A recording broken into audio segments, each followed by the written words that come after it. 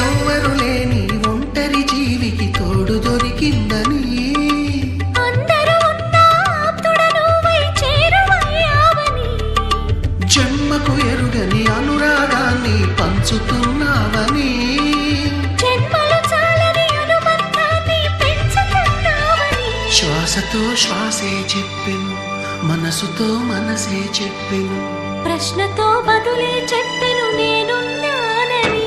నేను